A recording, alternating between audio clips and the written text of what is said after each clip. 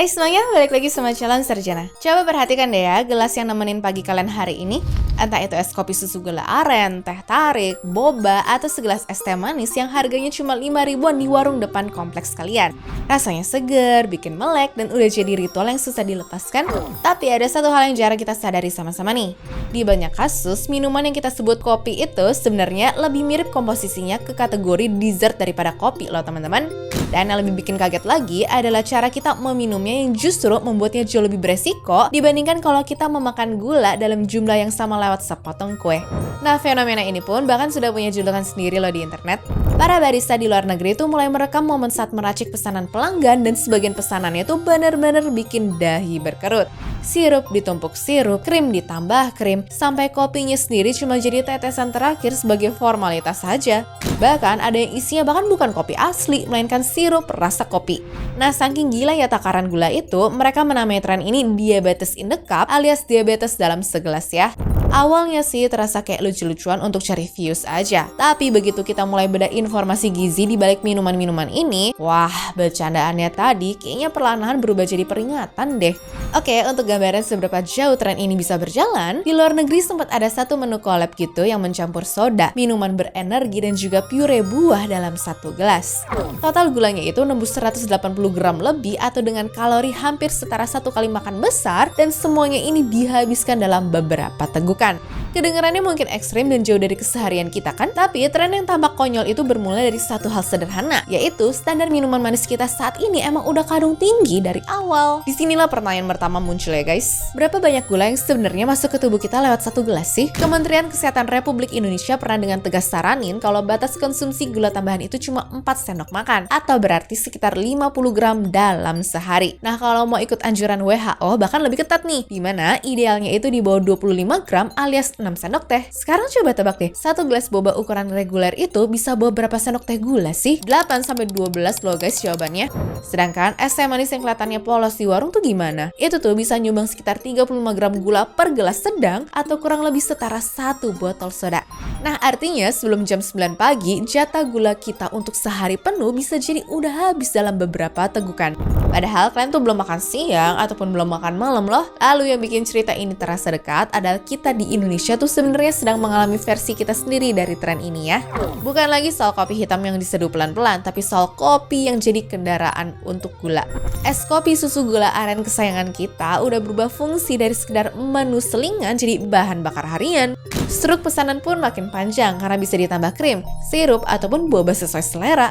Bahkan kalian tahu nggak sih, menu dengan request less sugar pun nyatanya seringkali masih membawa lebih dari 25 gram gula per gelasnya loh. Secara nggak sadar, kita ini menyeruput sesuatu yang terasa seperti minuman, padahal secara nutrisi, lebih mirip makanan penutup kan? Dan justru karena bentuknya cair itulah guys, masalahnya jadi serius. Banyak ahli gizi aja pada dibuat terkejut loh gara-gara ini. Ya lagian selama ini kita anggap gula ya gula, dari manapun asalnya itu kan? Nah ternyata tidak sesimpel itu. Sebuah riset meta-analisis besar yang terbit pada tahun 2025 gabungin puluhan penelitian terhadap ratusan ribu orang dan menemukan pola yang cukup bikin kaget sekaligus miris sih.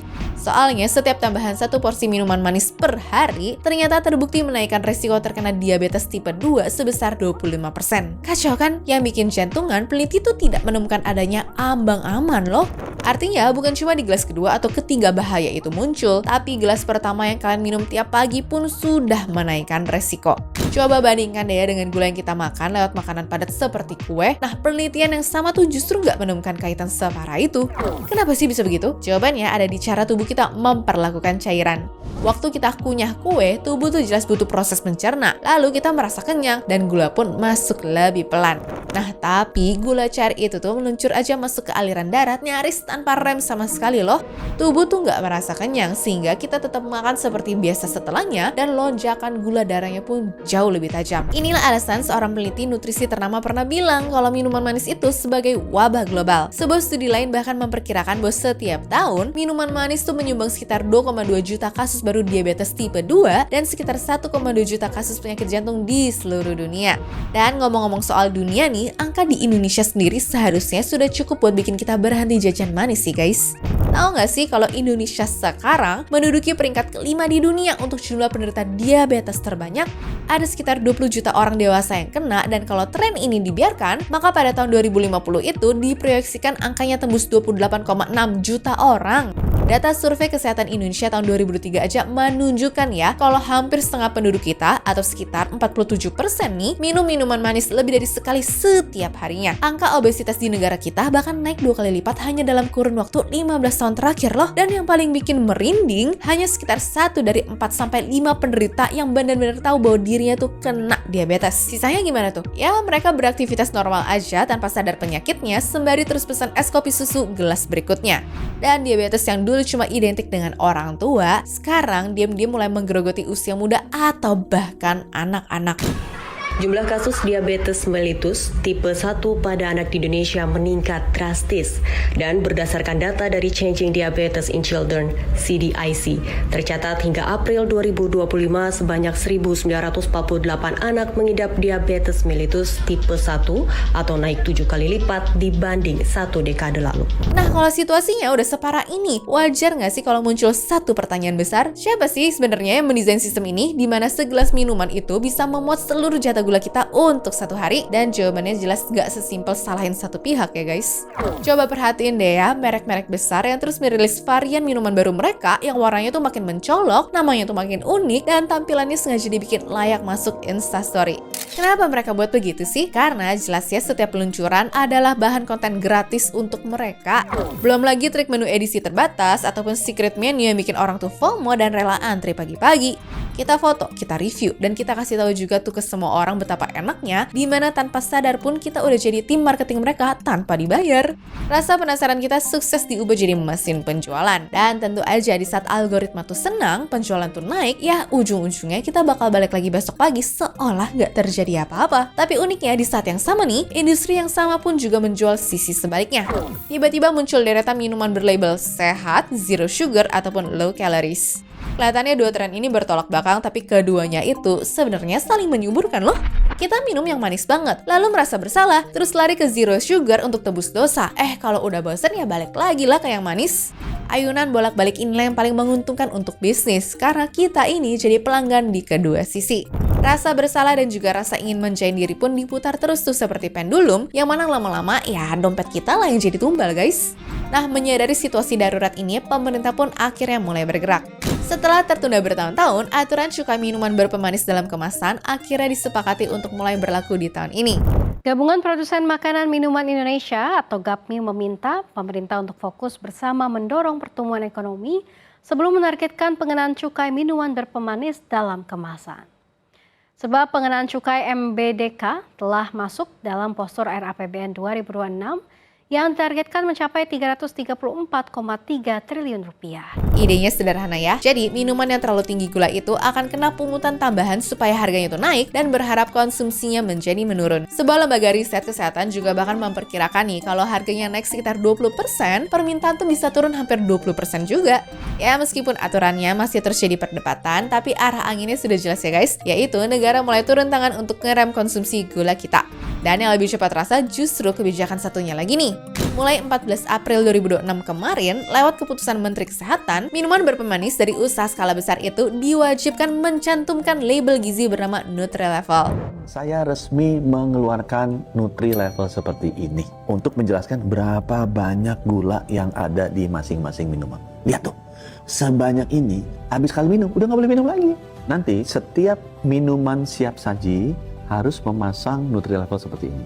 Ingat kan waktu kuliah? Siapa yang mau dapat nilai D? Nggak ada kan? Semuanya mau dapat nilai A.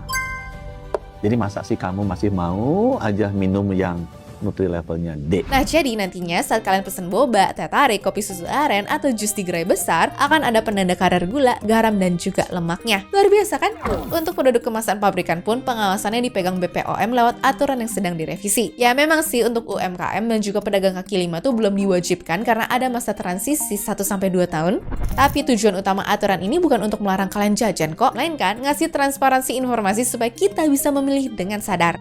Ingat kata-kata aku di awal tadi ya guys, soal betapa sulitnya nebak isi gula di segelas minuman?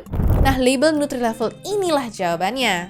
Tapi sampai di titik ini, aku mau meluruskan satu hal penting ya. Semua data mengerikan tadi bukan ajakan supaya kalian tuh merasa berdosa setiap kali minum minuman kesukaan kalian kok. Sesekali seruput es kopi susu gula aren ataupun boba favorit tuh sama sekali bukan dosa terlarang ya guys. Dan hidup ini memang butuh sedikit manis. Yang jadi masalah adalah ketika sesekali itu berubah jadi setiap hari, dan setiap hari berubah jadi beberapa kali sehari, tanpa kita pernah benar-benar menghitungnya ya. Perbedaan antara treat dan juga kebiasaan itu tipis banget guys, namun jelas, dampaknya bagi tubuh tuh sangat jauh berbeda. Menariknya lagi, anggapan bahwa kopi dan juga gula itu musuh bebuyutan juga nggak sepenuhnya benar secara sejarah sih.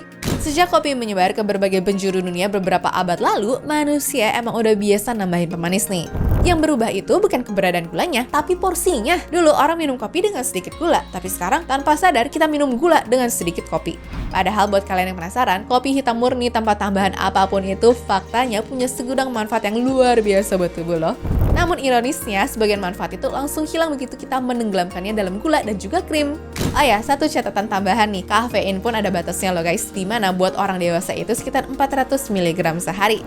Jadi kalau kalian hobi minum minuman berenergi yang tinggi kafein sekaligus tinggi gula, kalian tuh sebenarnya lagi ngasih pukulan ganda yang mematikan buat organ tubuh kalian sendiri ya. Tapi intinya nih guys, misalkan lain kali kalau gelas minuman favorit kalian tuh datang, gak perlu langsung merasa bersalah kok, cukup jadi lebih sadar aja ya. Mulai sekarang perhatikan label gulanya, minta opsi sedikit gula, dan jujurlah apakah ini sekedar treat sesekali atau emang udah jadi rutinitas harian.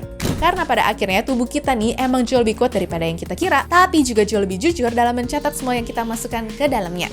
Sekarang giliran kita deh ya yang menentukan, menurut kamu, cukai dan juga label gizi ini benar-benar bisa mengerem kebiasaan manis kita, atau ujung-ujungnya semuanya tuh tetap balik ke pilihan masing-masing. Dan yang lebih penting, coba cek gelas di sebelahmu sekarang ya. Kira-kira itu kopi atau diam-diam sebenarnya hidangan dessert pencuci mulut tuh. Tulis di kolom komentar ya minuman andalanmu dan seberapa sering kamu minumnya. Kita hitung bareng-bareng ya guys. Anyways, cukup sampai di sini ya guys video hari ini. Sampai jumpa di video selanjutnya. Dah.